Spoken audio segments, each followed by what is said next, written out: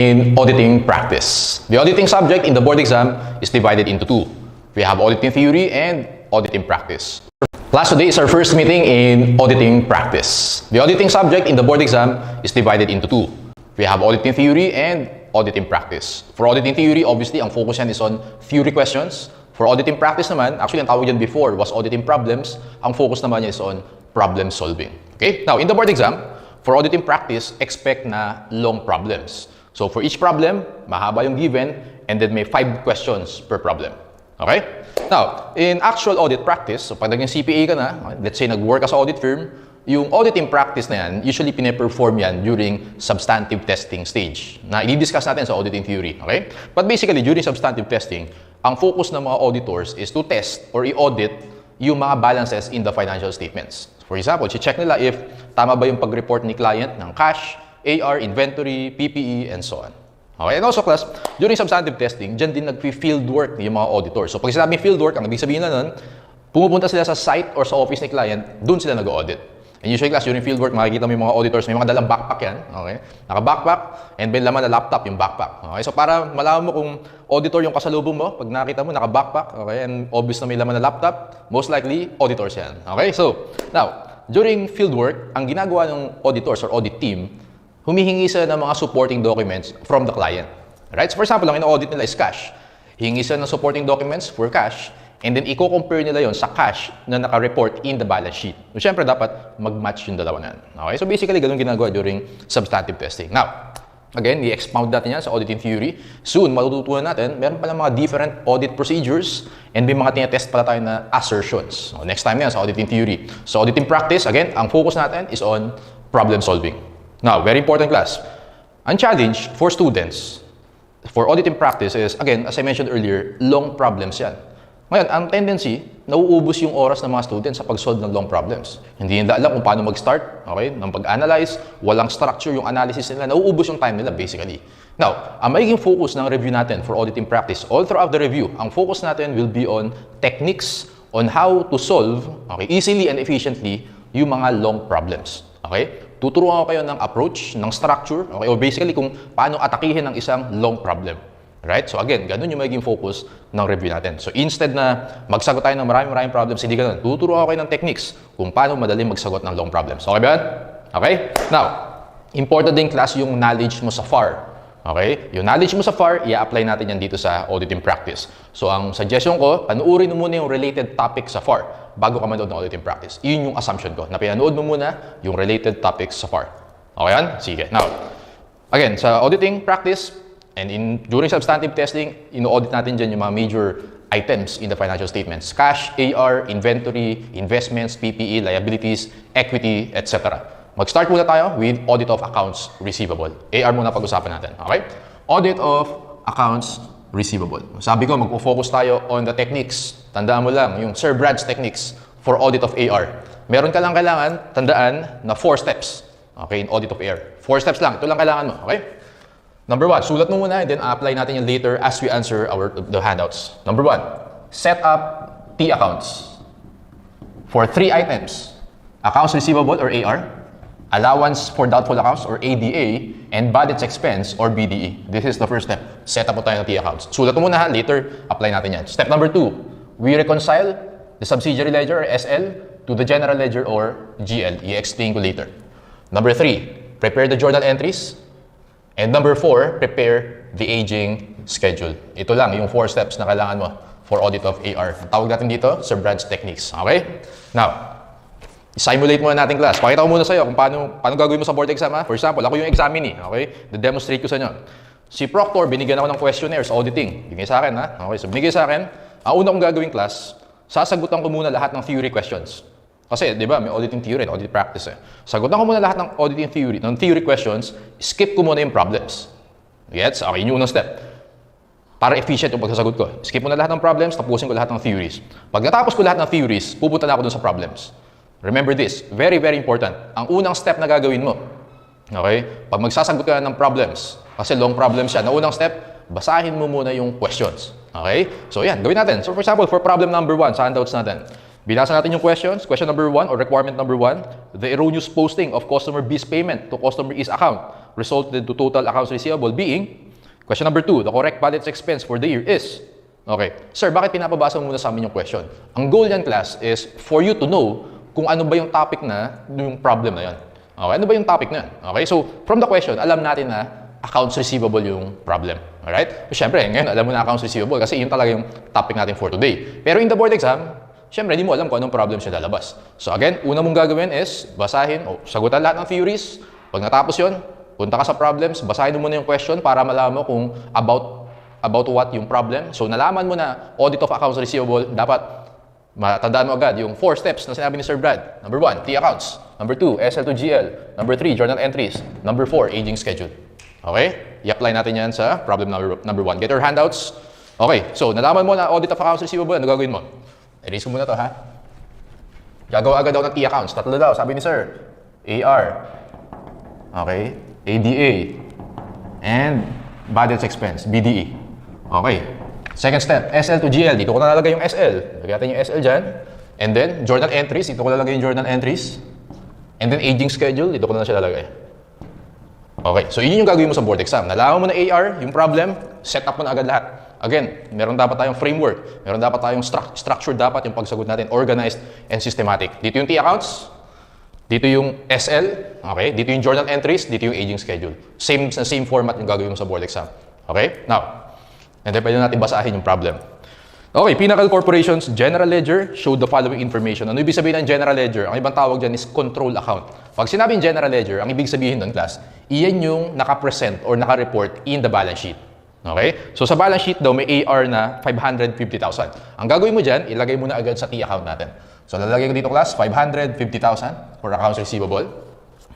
Next, allowance for doubtful accounts, 16,500. Nakalagay debit. And alam natin sa FAR, no? Sa FAR, alam natin na allowance for doubtful accounts is a contra accounts receivable account. Tama?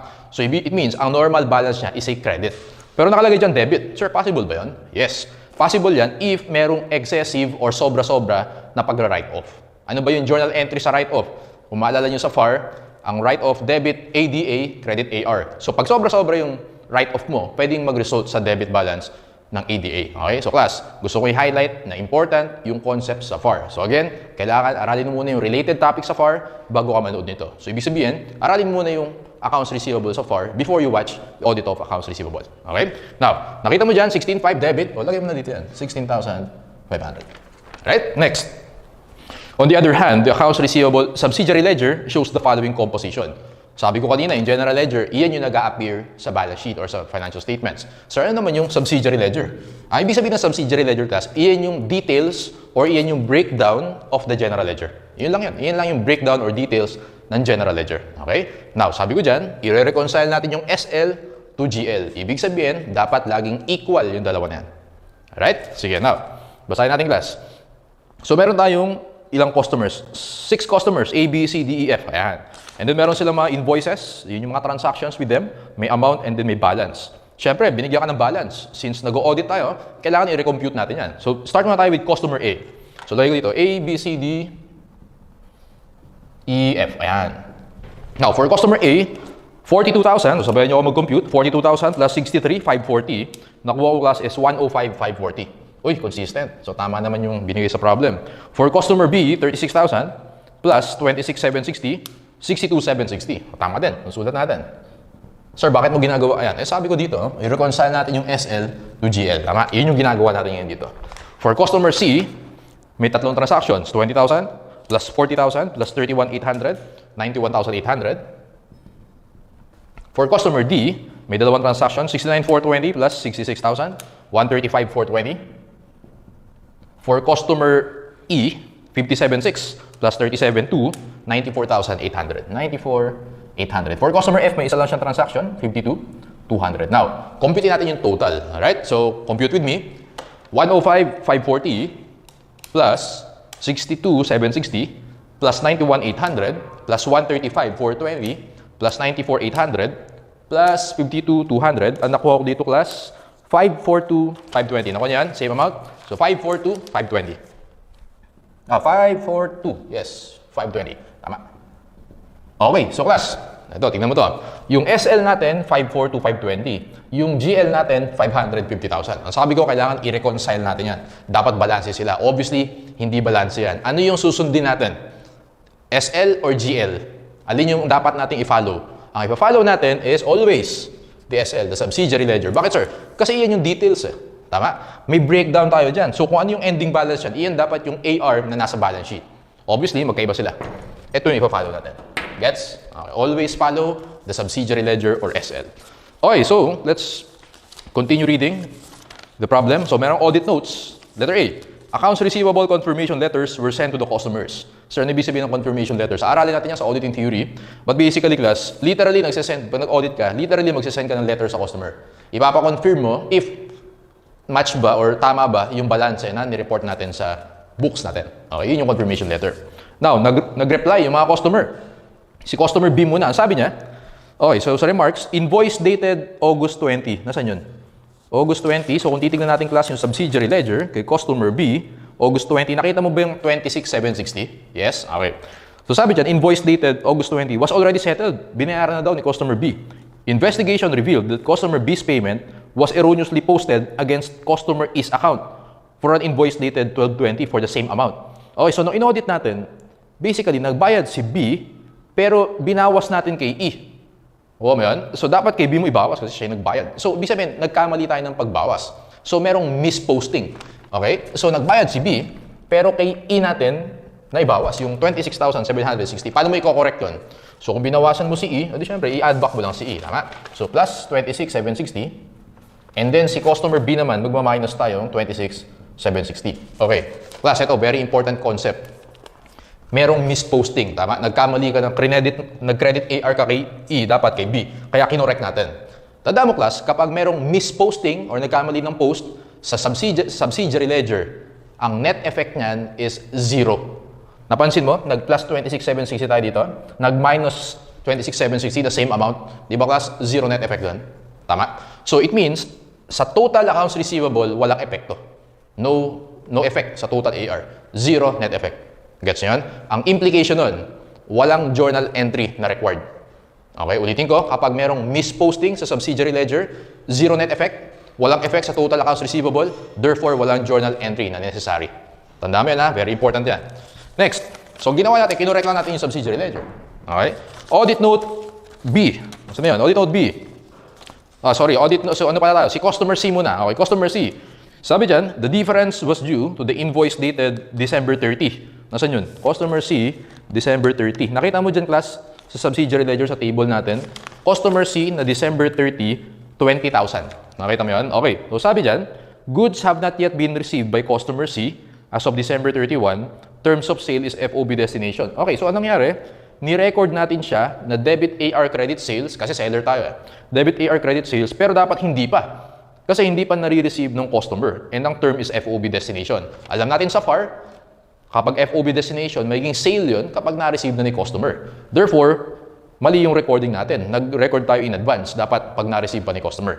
Therefore, yung kay customer C na 91,800, dapat plus, bawasan natin ng 20,000. Gets yan? Okay. Meron tayong journal entry required. Bakit, sir? Kasi nag-record ka ng AR sales. Dapat hindi pa. So, balik rin natin. Debit sales, credit AR for 20,000. Nakuha niyan? Okay, now, ito pa, very important. Whenever nag-journal entry ka, lagi mong ipopost yun agad sa T-accounts. Automatic yun, ha?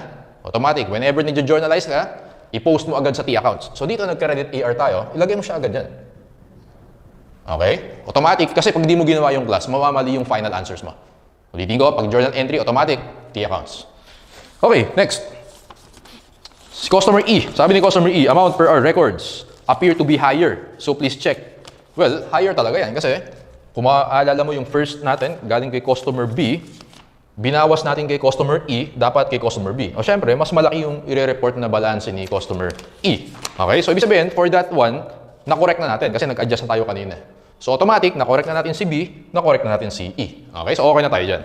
Let's go to customer F. Customer F is under liquidation and the amount receivable from the company is deemed definitely uncollectible. Alam natin, class, kapag ang AR is uncollectible or definitely uncollectible, i-write off mo na yan kasi hindi mo na ma-receive yun eh. Okay? So therefore, si customer F, tanggalin na natin yung balance niya na 52,200. And pag nagra-write off tayo, ano yung journal entry natin? Debit, ADA. Credit, AR. How much? 52,200. Okay. Do you still follow? Okay pa kayo? Now, sabi ko, pag nag-journal entry, post agad sa T account natin. Nag-debit ADA tayo, lagay mo agad dito yan, 52,200. Nag-credit AR ka, 52,200. Ayun. Okay, next. The company's policy with regard to what collectible accounts is summarized below. Ayan. So, age, well, aging schedule. Ibig sabihin niyang class, yun yung aging schedule natin. Ibig sabihin, kung meron kang ilang days past due, okay, 30 days and below, so lagay natin yan. So, aging, meron tayong 30 days and below. Ayan na lang, 30 days. And we have 31 to 60. We have 61 to 90. Okay, 91 to 120. And over 120 days. Okay, yun yung aging schedule natin. Now, merong collectibility percentage. So, 99%, 98%. So, yun yung collectibility. So, therefore, pag nag-minus ka dyan, 100% minus 99. So, meron kang 1%, may 2%, 5%, and so on and so forth. So, yung gagawin natin later para dun sa aging schedule. Okay? Now, balik muna tayo dito sa SL natin. So, nag-minus tayo, tama? Nag-plus, nag-minus, may mga adjustments. Computin natin yung mga adjusted balance. For customer A, 105, 540. Kasi wala namang adjustment kay A. For customer B, okay, so compute with me, 62,760 minus 26,760, you should get 36,000. Nakuha niyan, 36,000 for customer B. 91,800 for customer C minus 20,000, 71,800. For customer D, wala naman tayong adjustment. So this is still 135,420. For customer E, 94,800 plus 26,760, you get 121,560. For customer F naman, wala na. Kasi nag-minus na tayo ng same amount. So zero na yan. Compute natin class kung how much yung adjusted SL natin. 105,540 for customer A plus 36,000 plus 71,800 plus 135,420 plus 121,560. You get 470,320. Nakuha yan? 470,320. Okay. Now, sabi ko class, pag may difference ang SL at GL, ipo-follow mo ang SL. Therefore, yung AR na ipe-present dapat natin sa balance sheet is 470,320. Okay, babox ko na to. 470,320. Ito yung SL, tama? Dapat reconcile dyan sa GL. Therefore, ilalagay kong ending balance ng AR is 470,320. Okay. So, ganun siya. That's for your, ayan. That's for reconciliation. Now, tingnan natin class. So, meron na tayong for AR natin. Ayan. So, meron tayong 550, adjusted, 20, and 52. Tingnan natin class kung ang ending balance yan is 470,320. Okay. So, 550,000 for AR minus 20,000 minus 52,200. Nakuha mo yung 477,800. Nakuha mo yan? So, kulang pa bago maging 470,320. So, solve for X tayo. Okay? Para maging 470,320 yan. 477,800 minus 470,320. You should get 7,480. Okay, sir, ano yung 7,480 na yan? Tingin ka dun class sa last na audit note. Okay, yung huling-huling given. In the event that the accounts receivable general ledger does not reconcile with the subsidiary ledger. Di ba? Hindi sila reconcile kanina? Okay? Sabi dyan, after corrections are made and the difference can be located, you have come into an agreement with the client to adjust the control to the sum of the subsidiaries as miscellaneous income or expense. Now, may X tayo dyan, tama? Ito yung difference ng SL and GL. Ito yung 7,480. Ano yung adjustment natin dyan? Well, nag-credit tayo to AR. Okay? Credit AR, sabi dyan, is either miscellaneous income or expense. Obviously, kung debit ang ilalagay mo dyan, expense yan. Debit miscellaneous expense, credit AR, 7,480. Okay? Yun yung adjusting entry natin. Alright? Okay. So, tingnan natin class.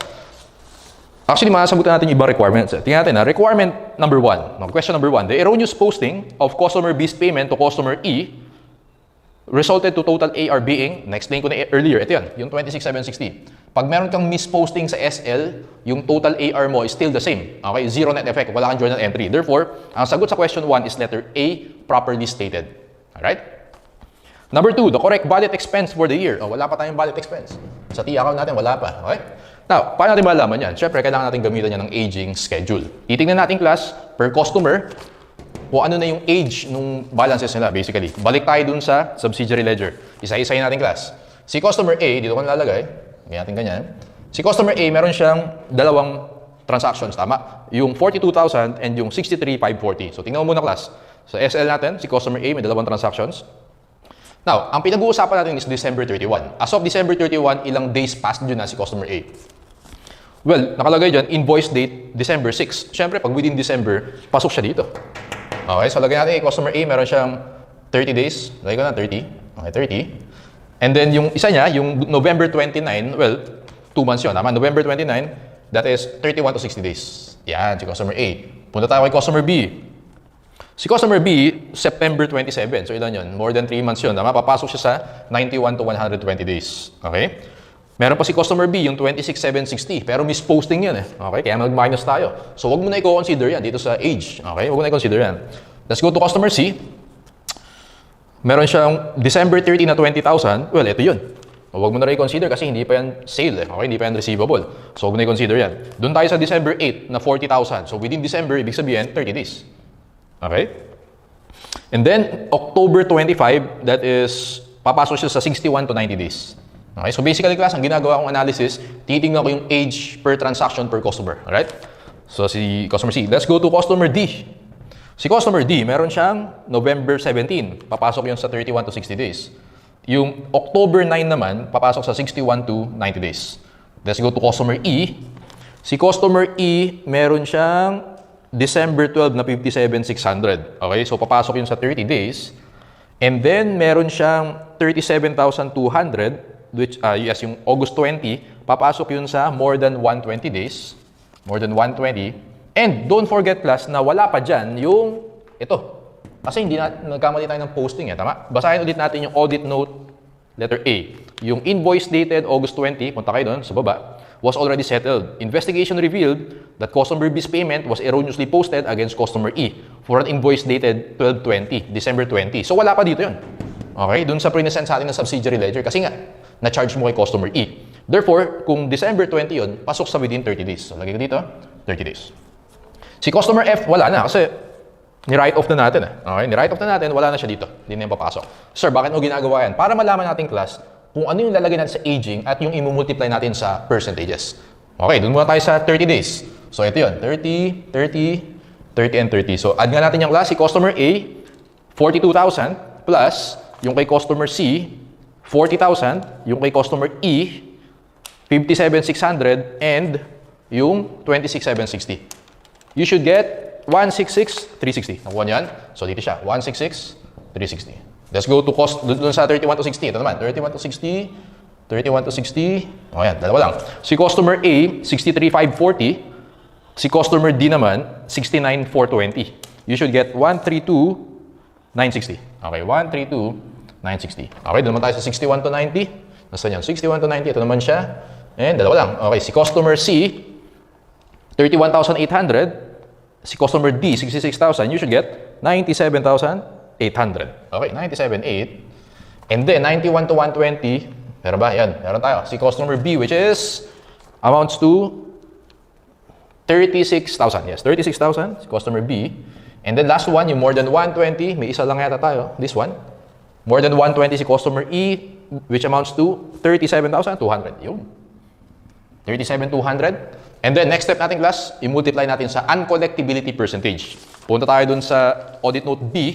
Pag 30 days and below daw, 99% yung collectibility. Ibig sabihin, yung uncollectibility, 1%. Times 1%. Dito naman, times 2%. Kasi 98%. Yung isa 95, edi 5%. Yung isa 90%, edi 10%. Yung isa naman, 50%. Okay. So, let's compute. 166,360 times 1%, 1,663.6. 132,960 times 2%, you should get 2,659.2. 97,800 times 5%, 4,890. 36,000 times 10% is 3,600. And then 37,200 times 50%, that is 18,600. Okay, add natin lahat yan. 1,663.6 plus 2,639.2 plus 4,890 plus 36 plus 18,600, you should get ulitin ko, mali ako. 1,663.6 plus 2,659 pala to. 59.2. 2,659.2 plus 4,890 plus 36 plus 18,600, you should get 31,412.8. 31,412.8. So, ano yan? O maalala mo sa FAR, kapag aging, kung ano yung ending balance na makukuha mo dyan, yun yung ending balance of your ADA. 412.8. Gets? Now, yun yung importance ng aging kasi yun yung magiging balance ng ADA mo. Now, paano siya magiging 31412.8? Kailangan mag-solve for x tayo. How much yan? So, meron kang beginning na 16.5 plus 52,200 minus 31412.8. You should get 37. Okay, so, ulitin ko. 16.5, 52.2. Ulitin ko. Mali pa. 16.5 plus 52.2 plus 31412.8. Your x is 112.8. Okay? So, ito siya. Ano yung entry natin dyan? Siyempre, nag-credit tayo ng ADA, tama? Ang partner niyan is budget expense. Debit BDE, credit ADA, 112.8. Okay, so, balik tayo dun sa question number 2. The correct budget expense for the year is 112.8. Okay, so dito siya. Lagay mo na yan dito. Alright. Let's go to question number 3. The journal entry to reconcile the balance of the accounts receivable, general ledger, and subsidiary ledger after corrections will include, ito yun, tama? Ano yung entry natin? Debit miscellaneous expense, credit AR, 7,480. Answer natin for question number 3 is boy, credit to accounts receivable. Number 4, what is the audited balance of the accounts receivable? Ano yung audited balance? Kung ano yung nasa SL, kasi iyan yung lagi natin ipa-follow, which, after all the adjustments, is equal to the GL. Okay? So, 470,320, yan yung ending balance or audited balance of our accounts receivable, DOG, 470,320. What is the correct allowance for doubtful accounts or ADA? Ano yun? Yun yung nasa aging schedule natin. Yun din yung nasa T account natin. 31412.8, letter A, 31413. Number 6, what is the audited NRV of the accounts receivable? Alam natin sa FAR, pag sinabing NRV, AR minus ADA. Minus mo lang yan. 473.20 minus yung 31412.8. Answer natin class, letter A, 438907. Yun yung mga final answers natin. Okay. So as you notice, very systematic, very organized, structured yung pagsasagot natin. Alam natin yung step by step. Okay, so ulitin ko lang. Siyempre problem 1 to, so medyo mahaba yung discussion ko. So for problem 2, try natin mas mabilis, okay, yung pag-apply ng techniques natin. Summarize ko lang class yung mga key points for problem number 1. Now, since nalaman ko na AR siya, audit of AR, pumasok na agad sa isip ko, naalala ko na yung sinabi ni Sir Brad. 4 steps. Okay. Naalala ko na to. Una kong ginawa, nalagay ako agad ng T accounts, AR, ADA, BDE. Automatic na yan. SL to GL, dito ko siya nilagay sa baba. Okay. Journal entries, tinabi ko sa T account para hindi ko makalimutan na pag mag-journalize ako, papopost ko sa T account siya. Tinabi ko siya. Aging schedule, ito siya. Okay. Ano yung importance ng T accounts para ma-monitor mo yung transactions? Makita mo yung adjustments, okay? And then yung mga adjusted balances. Ano yung purpose ng SL at GL? I-correct mo yung components ng SL, okay? Kung ano yan, iyon yung ipa-follow mo. Dapat iyon yung mag-appear na accounts receivable in the balance sheet. Copy-paste mo yan. 473.20. Yung difference yan, may adjustment tayo. This one, 7,480. Para sa yung aging schedule? Para malaman mo yung ending balance ng ADA, okay? Tinignan natin yung age per transaction, ending balance ADA, may adjusting entry tayo, okay? 112.8. Don't forget na magpo-post ka dito. Pag may entries ka, lagi mo po-post dito yan. Kasi pag hindi mo ito sinulat class, okay? Pag hindi mo nilagay yan sa T accounts, yung kanina na yan, yung mga to, magkaamali ka na sa final answers mo. Alright? So kaya automatic yan, post ka sa T accounts. And then, ano pa, kailangan natin tandaan dyan. Remember, pag merong misposting sa SL, isang customer na charge mo sa another customer, walang entry. Kasi zero net effect, total AR mo is the same. Okay, so from there, ayan, sunod-sunod na yung pagsusolve natin. Ayan, ganyan lang. That's how you apply Sir Brad's techniques. 4 steps in audit of accounts receivable. Okay, so yun yung for problem number 1. Class, let's go to problem number 2. Okay, so problem number 2. Again, una natin gagawin is read the questions. Number 1, assuming the difference is immaterial and can't be located, what is the entry to adjust the difference between the control account and subsidiary ledger? Number 2, the adjusted accounts receivable. Uy, about accounts receivable pala yung problem number 2. So, una mo maiisip agad, Sir Brad's techniques. 4 steps, T accounts. So, sabi ni Sir, dito ko lagay, problem number 2, sabi ni Sir, maglagay daw agad ng T accounts. 3, AR, ADA, and budget expense. Okay? Next, SL to GL. Dito natin lagay yung SL to GL. Journal entries, itatabi ko yan sa T accounts para hindi ko makalimutan na mag-post sa T accounts whenever I journalize. Aging schedule, dito ko lalagay yan. Yan. So same na same format as problem number 1. After that, pwede natin basahin yung mismong problem. Try natin yung mas mabilis na pagsasagot. Siyempre, in the boards, meron ka lang 3 hours to finish the whole auditing. Dapat mabilis yung pagsasagot mo. So, nilagay na natin yung format ng pagsasagot natin. You're auditing the AR and related allowance for doubtful accounts of Mr. Accounting Inc. for calendar year 2025. Ang gawin nating year, okay, all throughout 2025 and 2026 para mas madaling i-analyze, no? The control account of the aforementioned accounts are the following balances. Pag sinabi mong control account, ang ibig sabihin lang din nun is the general ledger. Kamukha lang sa ibig sabihin, okay? Yun yung nag-a-appear sa balance sheet. Sabi dyan, AR 1270, post agad, 1270. Allowance for doubtful accounts, 78,000, naka-parenthesis, which is the normal balance, credit, 78,000. Okay, upon your investigation, you found out the following information. A, the company's normal sales term is N30, ibig sabihin yung credit terms. B, the allowance for doubtful accounts had the following details in the general ledger. Okay, so binigyan tayo ng T account for ADA. Meron siyang beginning na 30,000. Tingnan nga natin, class. 30,000 na beginning. And then, merong provisions na 72. Ano ba ibig sabihin ng provisions? Naalala niyo ba sa FAR? Every December 31, meron tayong entry na debit, budget expense, credit ADA. Di ba yun yung provision? Tama? Debit, budget expense, credit ADA, 72,000. So, dapat meron tayong 72,000 dito sa budget expense. Alright? So, ulitin ko. Beginning, 30,000. Plus 72,000, and then may write-off tayo sa debit na 24 minus 24, nakuha ko dito is 78,000. Same sa'yo, 78, which is consistent. So tama naman yung binigay sa ating amounts. Letter C, the subsidiary ledger balances of the company's accounts receivable as of December 31 contain the following information. Sabi ni sir, yung SL, yan daw yung breakdown ng GL. And ang rule natin, dapat reconcile yung dalawa yan. Okay, meron tayong debit balances under 1 month, 1 to 6 months, over 6 months. Gagamitin natin yan later para sa aging. Okay, yung kanina, para sa aging. So, may debit balances ka, meron ka ding credit balances. So, yung AR mo, may debit at may credit balances. So, analyze natin later yan. Pero since nag-audit tayo, i-check natin yung accuracy ng numbers. Doon muna tayo sa debit balances. Under 1 month, 540,000. 1 to 6 months, 552,000. Over 6 months, 228,000. So, nakuha mo ba class yung 1,320,000 sa subsidiary, sa debit? Sulat mo yun, 1,320. Ayun pala, nakasulat na. So, consistent naman, 1,320. Yung credit balances, 12,000 for ABC. 21,000 for DEF, 27,000 for GHI, 60,000. So, yung debit, i-minus mo dun sa credit, tignan natin, 1,320 minus yung credit na 60, nakuha mo ba class yung 1,260,000? Yes? So, ibig sabihin sa SL natin, yung unadjusted balance is 1,260,000. And sabi natin, yung SL and GL should always be equal. SL 1,260, GL 1,270. So, hindi yan equal. Ano yung ipa-follow natin? Always, the SL. Yun yung rule natin. Check muna natin class yung additional information. Number 1, the credit balance of ABC, nasan yun? Tama ba pag titingin ka sa taas, yun yung 12,000 kay ABC? The credit balance of ABC was for an overpayment from the customer. Okay? The company delivered merchandise on January 3. So, pag nag-overpayment si customer, ang ginawa mo, debit, cash, credit, AR, sumobra ng 12,000. Okay? Overpayment. Well, dapat yung overpayment na yun, i-present mo as current liability. Huwag mo i-credit yung AR mo doon. Okay? So, kaya kailangan may adjusting entry tayo. First adjusting entry, yung credit balance ni ABC, nakita mo yung 12,000. Okay? So, ibalik natin sa debit yung AR. Debit AR, credit, sabihin natin na payable to customer, which is a current liability,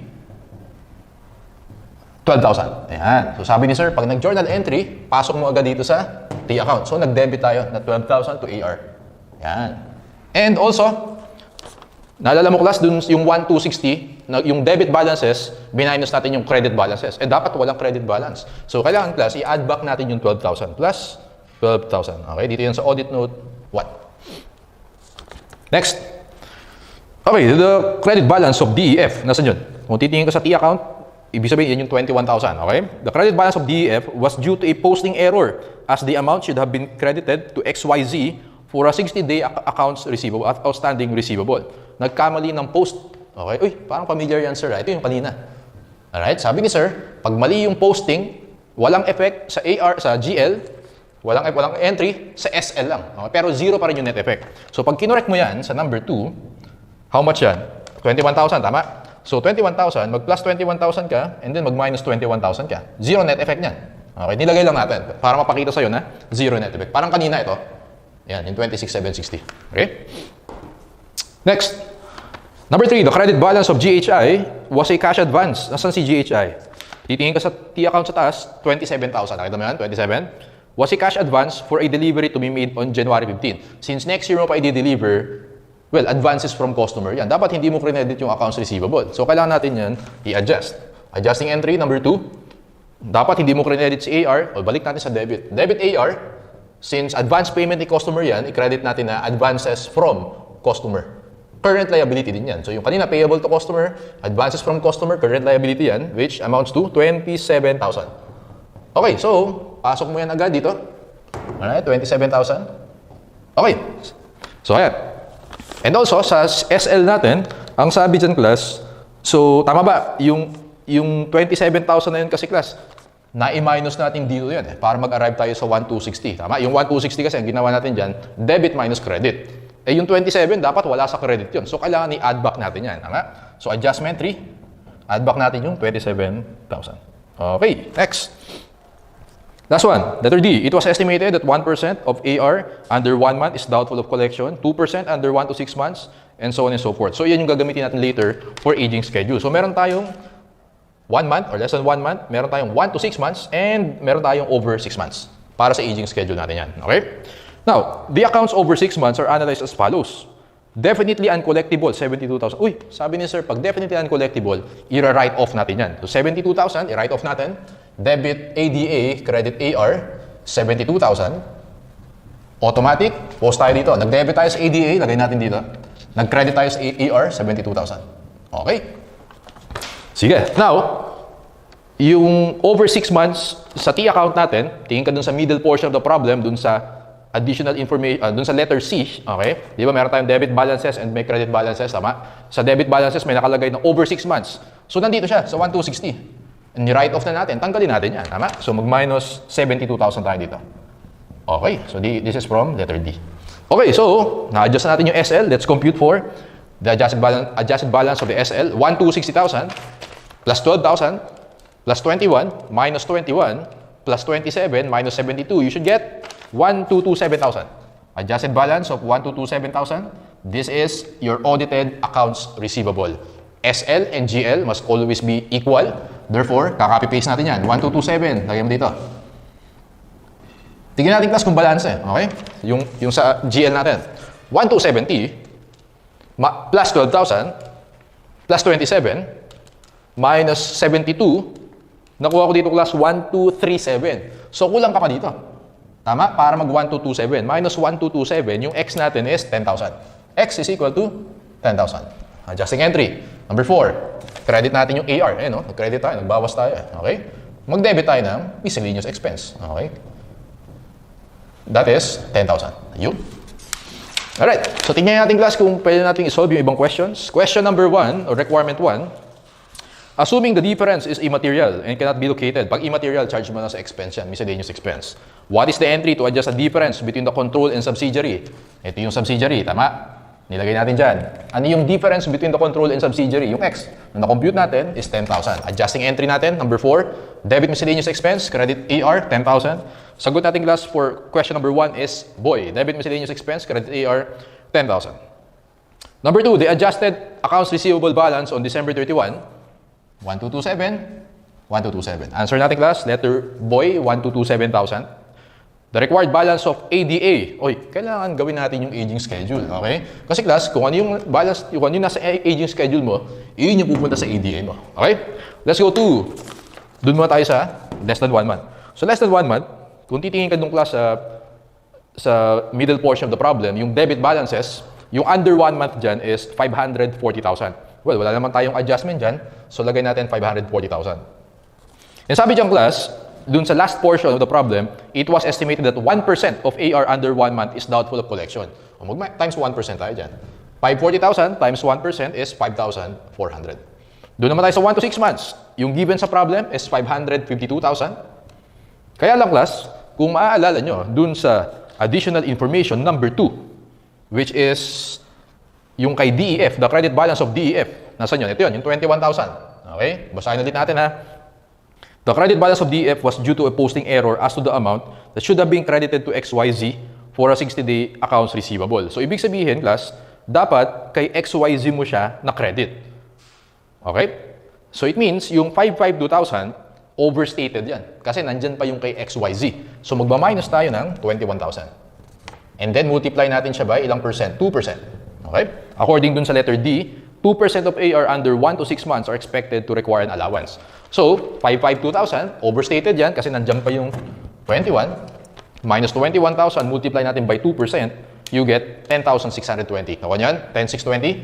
10,620. Doon tayo sa more than 6 months. Okay, so, tingin ka dun sa pinaka-last na given sa atin. The accounts over 6 months are analyzed as follows. Definitely uncollectible, 72,000. Okay na tayo dyan. Nag-write off na tayo. Tama? Okay na tayo dyan. Doubtful, estimated to be 50% collectible. So, dalawa yung i-analyze natin sa more than 6 months. Yung 36,000, 50% collectible, ibig sabihin 50% uncollectible. So 36,000 times 50%, 18,000 yan. Alright?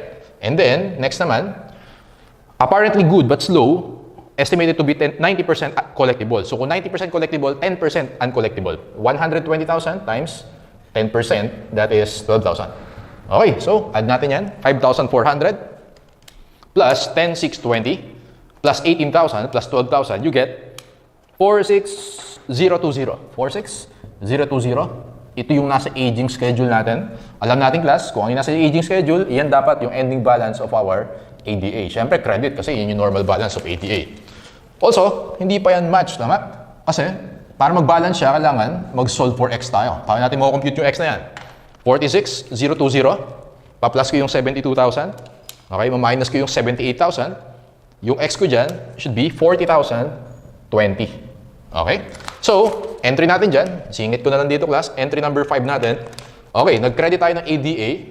Siyempre, ang partner niyan, budget expense. Debit budget expense, credit ADA, 40,020.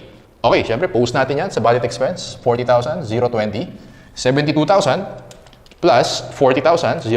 Yung budget expense natin is 112,020. Okay, so let's go to the questions. Doon na tayo sa question number 3. Okay? Question number 3, the required balance of the ADA. 46,020. 46,020. Okay, answer natin, class. Letter A, 46,020. Number 4, what is the entry to adjust the allowance for doubtful accounts to its required balance? Para ang required balance siya, 46,020. Nag-solve for X tayo.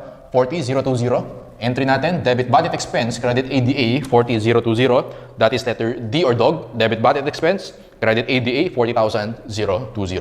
Letter D is the final answer. Number 5, the adjusted budget expense is beginning, okay? And then, may entry tayo na 40,020.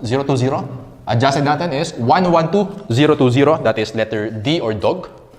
Number 6, what is the adjusted NRV of accounts receivable? Pag NRV, yung AR, i-minus na natin sa ADA. So, 1,227,000 minus 46,020, you get 1,180,980, which is letter A. Ulitin ko, final answer for number 6, 1,180,980, letter A. Okay? So, ganun siya simple. So, kasi gusto ko makita mo yung advantage na meron kang framework or structure sa pagsasagot ng long problems. As you notice, konti lang sinulat natin sa solution. Okay? Kasi alam natin yung step by step na gagawin mo kapag audit of accounts receivable. Okay? So, that's how you apply the techniques for audit of AR. Ang gagawin natin sa mga subsequent topics, ganito pa rin. Tuturuan ko kayo ng techniques, ng framework, ng structure, i-apply natin para easily, efficiently, kayang-kaya natin i-solve yung mga long problems na yan. Okay? That's it for audit of accounts receivable.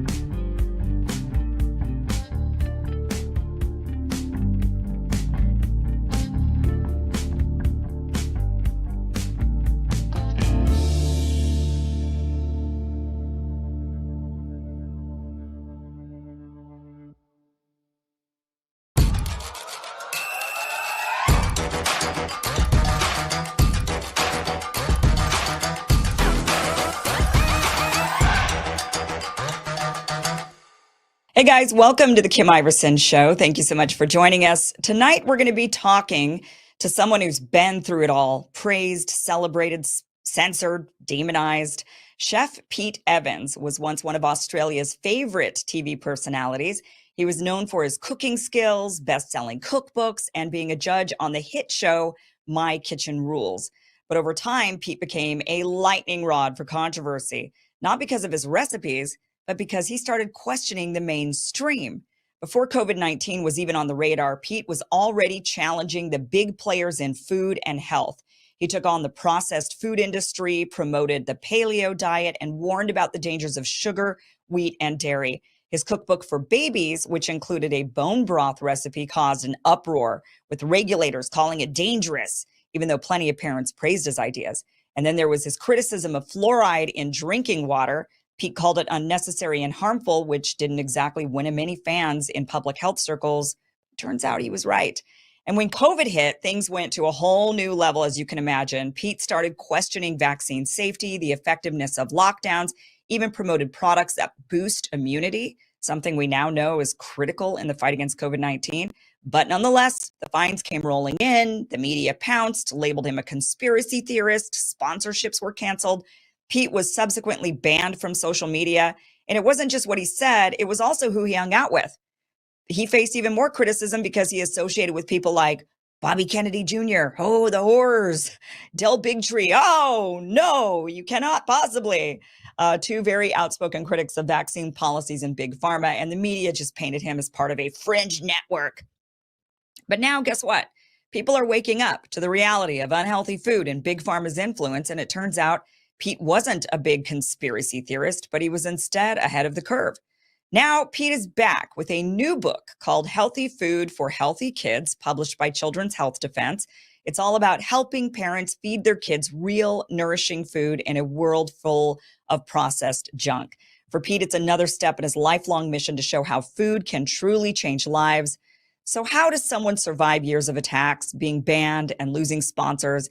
And now that some of the things Pete warned about are being taken more seriously, what's next for him? So tonight we're having the kind of conversation the mainstream media doesn't want you to hear, and that's exactly why we're having it. But first, let's get to tonight's sponsor. If you can't remember the last time you slept all night or didn't feel stressed during the day, you need to hear about CBD from CB Distillery. They've got natural solutions for sleep and stress that people can't stop raving about. Check out some of their 48,000 five-star reviews, people saying, the best sleep I've gotten in years. I wake up feeling refreshed and ready to go. And it's not just sleep. They have plant-based solutions to help with stress, mood, and focus, even pain after exercise. I personally really like the sleep products. I have a really hard time sleeping, and CBD from CB Distillery really helps me a lot. I even have many family members and friends using CB Distillery sleep products as well. There's a lot of CBD companies out there, but I trust CB Distillery for their commitment to quality.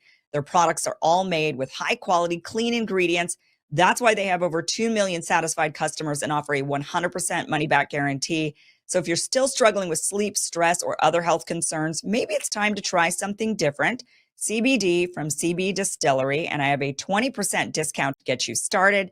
Visit cbdistillery.com, use code Kim for 20% off. That's cbdistillery.com, code Kim, cbdistillery.com. Chef Pete Evans, welcome to the show. Thank you so much for being here.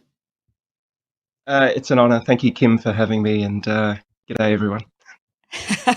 Okay, so I have to start off with, I just watched a video that was published 4 years ago. It was a YouTube video published 4 years ago that was all about the rise and fall of Pete Evans, of Chef Pete Evans. And when this person basically called you a raving lunatic conspiracy theorist, and he goes and he lists off all the reasons why. Now, mind you, this video was 4 years ago. So what's interesting about this is we now know a lot of the things that he was accusing you of being a conspiracy theorist over are actually factual. Like, for example, he says, Chef Pete Evans says fluoride causes problems. Well, now we know from a recent lawsuit that the science does show that fluoridating the water causes low IQs in kids when the moms drink this water when they're pregnant. So we know this now. The guy points out that you were, how dare you actually, you have a picture with Robert F. Kennedy Jr., the big old anti-vax conspiracy theorists. They said that you were questioning vaccines, you were questioning food and health, and that just made and these medications, and that just made you a giant conspiracy theorist. Now, mind you, that was 4 years ago. Here we are now, right? I mean, let's talk about what you've gone through, the smears, you're one of the most canceled chefs, celebrity chefs out there. Let's talk about what happened to you and where you're at now. I mean, have these people come around and said, you know what, Pete, you were right? Because you were on so much of this stuff. Yeah, I don't think the apologies are coming, and to be perfectly honest, I don't need them. It's not necessary. And obviously, Kim, you understand a little bit of, or a lot of the game that is being played by and has been played for a very long time through traditional sources such as mainstream media. So the smears, as you call them, or the attacks, they started close to 15 years ago when I started to talk about, like my T-shirt says, food is medicine. Wow. I started releasing cookbooks that became bestsellers here in Australia, like the #1 best-selling book, not only for cookbooks and health, but for non-fiction, one of the first ones that I came out. So that raised a lot of eyebrows here in Australia, because here we had a chef with no medical background talking about ways in which we could fuel ourselves and possibly, and I say possibly, but in reality, in ways in which we can reduce our inflammation. And because they became bestsellers, and because I had a large social media presence, because I was hosting Australia's #1 commercial TV series at the time, and I did that for 11 years. It was a reality-based TV show, similar to MasterChef and Top Chef and things like this here in Australia. So for 11 years, it was the top-rated show in this country on commercial television. So I had a following of close to 2 million people on Facebook and Instagram. And I started sharing anecdotal stories of people really reclaiming their health, that had tried the traditional routes, tried the medical routes. And first and foremost, I just do want to say I'm not against modern medicine. I think modern medicine and natural wisdom and natural health and ancient wisdom can work hand in hand. Mm-hmm. And when I started I shared thousands of stories of people either reducing medication, getting off pharmaceuticals completely, putting their autoimmune diseases in remission, reversing type 2 diabetes, helping themselves with all the chronic illnesses. And I won't say it's a blanket statement that this works for everybody, right? Because health is a multifactorial, jigsaw puzzle. But I always see that food can be the lowest hanging fruit for people that really want to take some ownership and some accountability and some responsibility for their own health, and having the information and the education as to what foods do what to the body, perhaps which ones to reduce or limit or completely avoid, and which ones to start really celebrating, and the type of food to sell here, organic, ingredients from regenerative farming practices, wild seafood, organics. These types are sort of really basic things, because if we go back in time 100 years, everything was organic, everything was pretty much wild caught, everything was what we're promoting now. So we're just going back to an older style of dietary philosophy. So when I started sharing all these beautiful stories from people that had adopted some of these dietary principles, that's when the attacks came.